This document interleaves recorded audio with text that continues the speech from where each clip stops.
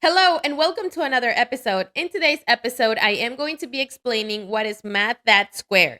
But before we get started, if you're new to my channel, make sure to hit that subscribe button. If you like this video, don't forget to give me a thumbs up. That really helps my channel in case you want to support it. And if you want to get notified every time that I upload a new video, you can hit that ring bell. Okay, so let's get started.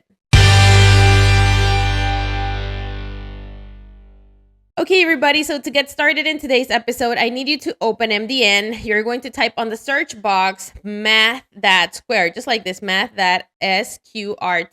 And then the first article is going to be the one that we will be using. Okay, now in addition to that, I have opened the same website that we have been coding so far, and of course, the code that we have been using.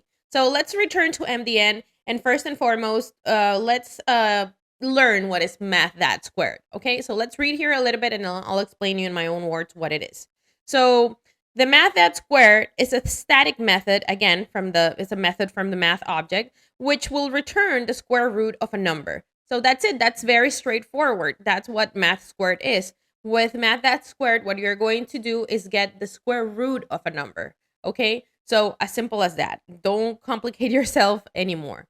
Now, if you want to do certain operations inside of the parentheses, you can. Here is an example. Here, I think they're using the Pythagorean theorem. As you can see, it says Math.sqr, and then in parentheses, they have A times A plus B times B. And then, obviously, they are calculating the hypotenuse, right, of this function, right? That's what this function will do. So if we go ahead and we hit here run, it'll give us pretty much the result of the operation that we have in here, right?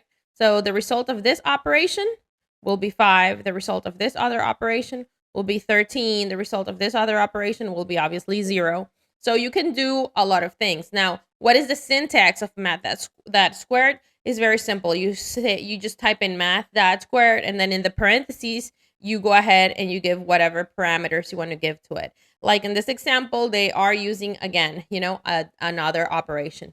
You can go ahead and you can do multiple operation in the parentheses as many other methods, right? So it all depends in what exactly you want to do with it, right? Now, the main reason that you will use Math.sqr is in games, because you want to calculate probably the distance between one target and the other target. So let's say that maybe you are building a game, right, where one character is chasing another one, then you will use this.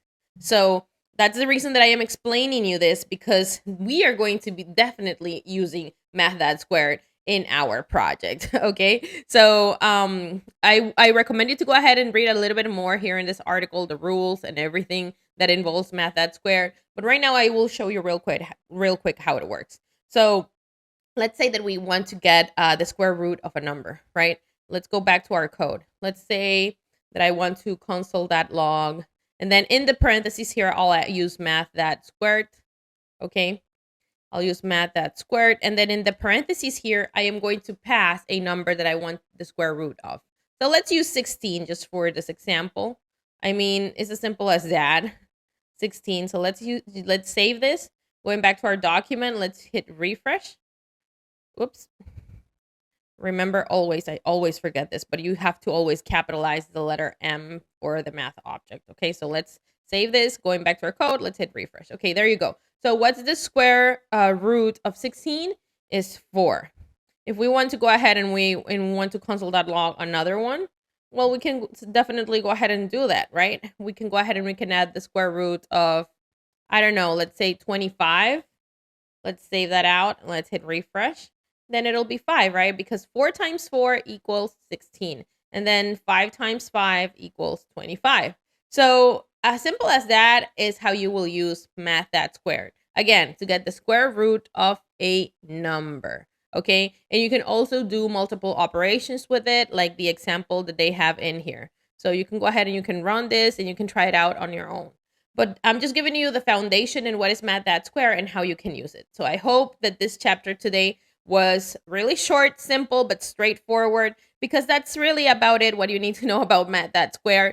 I will show you how to do different operations later on when we are building our project. Okay, so That's it for today's episode, everybody. If you have questions about today's chapter, you can go ahead and leave them in the comment section below and I will reply as soon as I can.